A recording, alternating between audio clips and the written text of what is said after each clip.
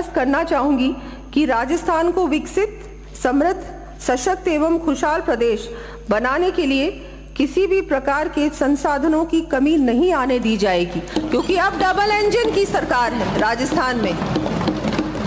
मैं यहाँ सम्मानित सदन को माननीय प्रधानमंत्री श्री नरेंद्र मोदी जी का कथन याद दिलाना चाहूंगी। माननीय सदस्य बीच में खड़े होने की, आप बोलिए, पहले सुनिए, आपको सुनने के लिए जब टिप्पणी आए, जब आपका बहस का नाम आए तब बोलना।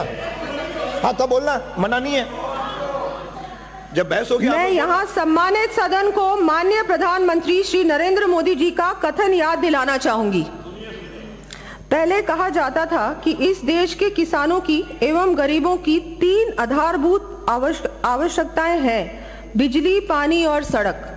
हमने इसमें 2 और चीजों को जोड़ दिया, शिक्षा और स्वास्थ्य।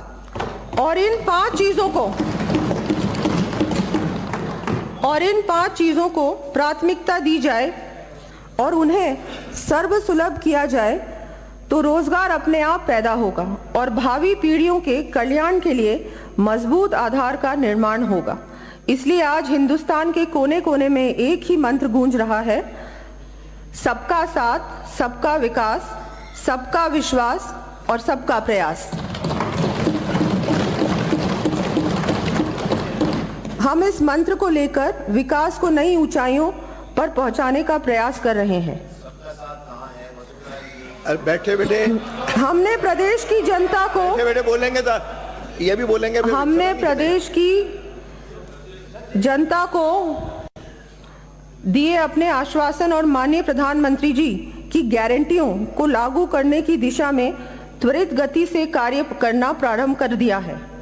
माननीय मुख्यमंत्री जी ने समस्त गरीब परिवारों की महिलाओं को 450 रुपए में LPG सिलेंडर देकर इस संकल्प को लागू कर लगभग 73 लाख परिवारों को राहत प्रदान की है।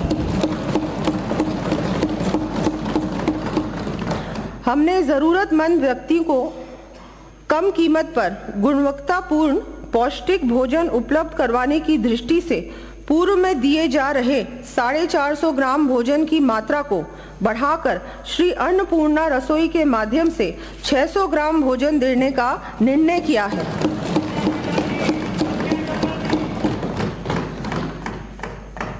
इस हेतु प्रति थाली राजकीय सहायता 17 रुपए से बढ़ाकर 22 रुपए की गई है।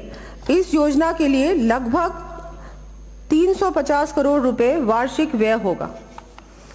हमारी सरकार आधारभूत संरचना के विकास, दूर दराज के क्षेत्रों विशेषकर ग्रामीण क्षेत्रों में चिकित्सा, शिक्षा, रोजगार आदि सुविधाओं की पहुंच तथा वंचित वर्गों हेतु अतिरिक्त सहायता, सामाजिक सुरक्षा पर समान रूप से ध्यान देकर प्रदेश के प्रत्येक व्यक्ति के जीवन में खुशहाली लाने का कार्य करेगी।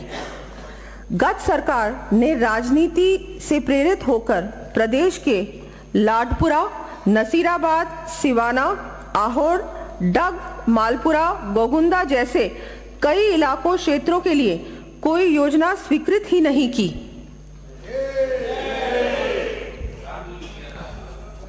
अब विकास का क्षेत्रीय संतुलन सुनिश्चित करने की दृष्टि से मैं ऐसे वंचित विधानसभा क्षेत्रों में अतिरिक्त महाविद्यालय, विद्यालय, चिकित्सालय, प्रशासनिक कार्यालय आदि स्थापित अथवा क्रमोन्नत करने के लिए 1000 करोड़ रुपए का प्रावधान करने की घोषणा करती हूँ।